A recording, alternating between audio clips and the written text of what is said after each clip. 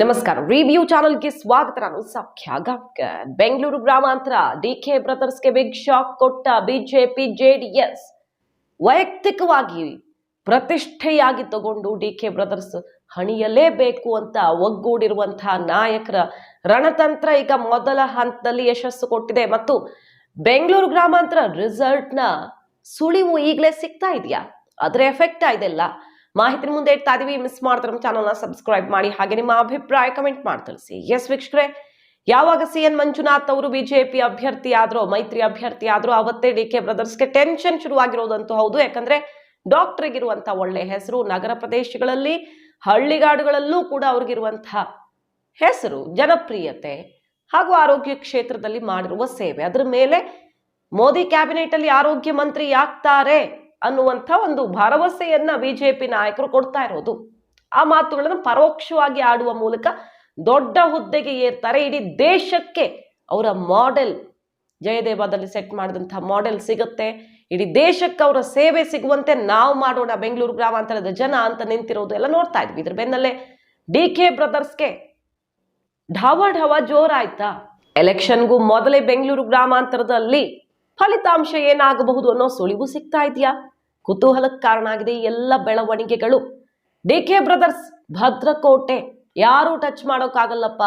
Bengaluru ಗ್ರಾಮಾಂತರದಲ್ಲಿ DK Suresh ಸೋಲಿಸೋಕ್ ಸಾಧ್ಯವೇ ಇಲ್ಲ ಅನ್ನೋ ರೀತಿಯ ವಾತಾವರಣ ಇತ್ತು ಇದುವರೆಗೆ. ಆದರೆ ಮಂಜುನಾಥ್ ಅವರು ಕಣಕ್ಕಿಳಿದ ಬಳಿಕ ಟೆನ್ಷನ್ ಜಾಸ್ತಿ ಆಗಿದೆ ಅನ್ನೋದಕ್ಕೆ ಬೆಸ್ಟ್ ಎಕ್ಸಾಂಪಲ್ ಕುಕ್ಕರ್ ಸೀರೆಗಳ ಅಬ್ಬರ ನೋಡ್ತಾ ಇದ್ದೀವಿ. ಈಗ ಲೇಬಲ್ ಇರುವಂತಹ ಕುಕ್ಕರ್, ಬೇರೆ ಬೇರೆ ಮಟೀರಿಯಲ್ಸ್ ಎಲ್ಲ ಸೀಸ್ ಮಾಡಿರೋದು. ಬಿಜೆಪಿ ಜೆಡಿಎಸ್ ನ ಕಾರ್ಯಕರ್ತರು, ಅದರಲ್ಲೂ ಜೆಡಿಎಸ್ ಕಾರ್ಯಕರ್ತರು ಯಾವ ರೀತಿ ಬೆನ್ನು ಬಿತ್ತಿದ್ದಾರೆ ಡಿಕೆ ಬ್ರದರ್ಸ್ಗೆ ಅಂದ್ರೆ, ಯಾವ ಗೌಡೌನಲ್ಲೂ ಕೂಡ ಸಂಗ್ರಹ ಮಾಡಿಟ್ಕೊಳ್ಳೋಕೆ ಆಗ್ತಾ ಇಲ್ಲ. ಎಲ್ಲೂ ಹೋದ್ರೂ ಬೆನ್ನು ಬಿದ್ದು ಅಧಿಕಾರಿಗಳಿಂದ ದಾಳಿ ಮಾಡಿಸಿ ಸೀಸ್ ಮಾಡೋ ತರ ಮಾಡ್ತಿರೋದು. ಮೊನ್ನೆ ಕುಮಾರಸ್ವಾಮಿ ಅವರು ಸುದ್ದಿಗೋಷ್ಠಿ ವಿಡಿಯೋ ಫೋಟೋ ರಿಲೀಸ್ ಮಾಡಿದ್ರು, ನಿಖಿಲ್ ಕುಮಾರಸ್ವಾಮಿ ರಿಲೀಸ್ ಮಾಡಿದ್ರು. ಇಕ್ಬಾಲ್ ಹುಸೇನ್ ಅವ್ರಿಗೆ ಸಂಬಂಧಪಟ್ಟಂತಹ ಕಂಪನಿ ಕೆಲಸ ಮಾಡ್ತಾ ಇದೆ, ಎಲ್ಲೆಲ್ಲಿ ಏನೇನು ಹಂಚುತ್ತಿದ್ದಾರೆ, ಎಷ್ಟು ಲಾರಿ ಗಟ್ಲೆ ಸೀರೆ ಮತ್ತು ಮಟೀರಿಯಲ್ ಸಾಗಣೆ ಆಗ್ತಿದೆ ಅಂತ. ಅದ್ರ ಬೆನ್ನಲ್ಲೇ ಡಾಕ್ಟರ್ ರಂಗನಾಥ್ ಮತ್ತು ಇನ್ನಿತರರಿಗೆ ಸಂಬಂಧಪಟ್ಟ ಡಿಕೆ ಆಪ್ತರಿಗೆ ಸಂಬಂಧಪಟ್ಟದ್ದು ಅಂತ ಏನ್ ಗಂಭೀರ ಆರೋಪ ಮಾಡಿ ದಾಳಿ ಮಾಡಿಸಿದ್ರು, ಎಲ್ಲ ಸೀಸ್ ಮಾಡಿದ್ರು. ದೊಡ್ಡ ಮೊತ್ತದಲ್ಲಿ ಲೇಬಲ್ಗಳಿರುವ ಡಿಕೆ ಶಿವಕುಮಾರ್ ಮತ್ತು ಸುರೇಶ್ ಅವರ ಕಾಂಗ್ರೆಸ್ನ ಲೇಬಲ್ ಇರುವಂತಹ ಕುಕ್ಕರ್ ಬಾಕ್ಸ್ಗಳನ್ನು ವಶಕ್ಕೆ ಪಡೆದಿದ್ದಾರೆ. ಮತ್ತು ಈಗ ಬೆಳ್ಳಂಬೆಳಗ್ಗೆ ಎಲ್ಲ ಟಿವಿಗಳಲ್ಲಿ ಸದ್ದು ಮಾಡ್ತಾ ಇದೆ. ಈ ಕುಕ್ಕರ್ ಹಂಚೋಕೆ ಹೋಗಿದ್ದಾರೆ, ಒಬ್ರು ಅಜ್ಜಿ ತನಗಿಲ್ವಾ ಅಂತ ಕೇಳಿದ್ದಕ್ಕೆ ದಾಳಿ ಮಾಡಿ ಬಂದಿದ್ದಾರೆ ಕಾಂಗ್ರೆಸ್ನ ಕಾರ್ಯಕರ್ತರು, ಡಿಕೆ ಆಪ್ತರು ಅಂತೆಲ್ಲ ಸುದ್ದಿ ಸದ್ದು ಮಾಡ್ತಾ ಇದೆ. ಒಟ್ನಲ್ಲಿ ಬೆಂಗಳೂರು ಗ್ರಾಮಾಂತರದಲ್ಲಿ ಒಂದು ಮಾತ್ರ ಬಹಳ ಯಶಸ್ವಿಯಾಗಿ ಕಮಲ ದಳ ಪಡೆ ರಿಜಿಸ್ಟರ್ ಮಾಡ್ತಾ ಇದೆ.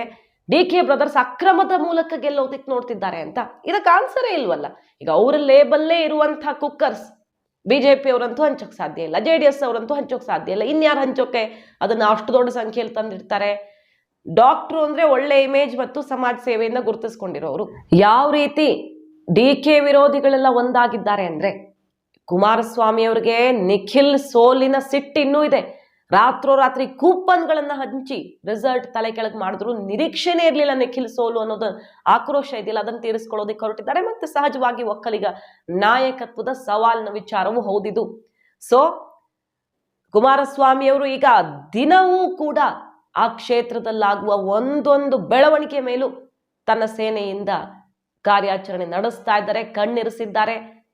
ಅಧಿಕಾರಿಗಳು ಪೊಲೀಸರು ಏನು ಮಾಡ್ತಾರೋ ಬಿಡ್ತಾರೋ, ಜೆಡಿಎಸ್ ಕಾರ್ಯಕರ್ತರೇ ಎಲ್ಲ ಗುಟ್ಟುಗಳನ್ನ ರಟ್ಟು ಮಾಡುವಂತೆ ಜಾಗೃತ ವಹಿಸ್ತಿದ್ದಾರೆ. ಮತ್ತೊಂದ್ ಕಡೆ ಸಿಪಿ ಯೋಗೇಶ್ವರ್ ಅವರು ಕೂಡ ಚನ್ನಪಟ್ಟಣದಲ್ಲಿ ಏನೇನು ಅಕ್ರಮ ಆಗ್ತಾ ಇದೆ, ಯಾರ್ಯಾರನ್ನ ಬಲವಂತವಾಗಿ ಕಾಂಗ್ರೆಸ್ಗೆ ಸೆಳೆದುಕೊಳ್ಳಲಾಗ್ತಿದೆ, ವಿಡಿಯೋ ಫೋಟೋ ಮತ್ತೊಂದು ರಿಲೀಸ್ ಮಾಡೋದಕ್ಕೆ ಸುದ್ದಿಗೋಷ್ಠಿ ಟೈಮ್ ಫಿಕ್ಸ್ ಮಾಡ್ತಿದ್ದಾರೆ. ಈ ಕಡೆ ಮುನಿರತ್ನ ರಾಜರಾಜೇಶ್ವರಿ ನಗರದಲ್ಲಿ ಏನೇನು ಆಗ್ತಿದೆ ಅನ್ನೋದ್ರ ಡೀಟೇಲ್ಸ್ ವಿತ್ ಡಾಕ್ಯುಮೆಂಟ್ಸ್ ರಿಲೀಸ್ ಮಾಡೋದಕ್ಕೆ ಮುಹೂರ್ತ ಫಿಕ್ಸ್ ಮಾಡ್ಕೊಂಡಿದ್ದಾರೆ. ಈ ರೀತಿ ಈ ಕ್ಷೇತ್ರದ ವ್ಯಾಪ್ತಿಯಲ್ಲಿ ಬರುವಂತಹ ಎಲ್ಲ ಕ್ಷೇತ್ರಗಳು ಅಂದ್ರೆ ವಿಧಾನಸಭಾ ಕ್ಷೇತ್ರಗಳಲ್ಲಿ ಬಿಜೆಪಿ ಜೆಡಿಎಸ್ ಇರುವ ಕಡೆಗಳಲ್ಲಿ ಸ್ಪೆಷಲಿ ಡಿಕೆ ಬ್ರದರ್ಸ್ ವಿರುದ್ಧ ಸಮರ ಶುರುವಾಗಿದೆ.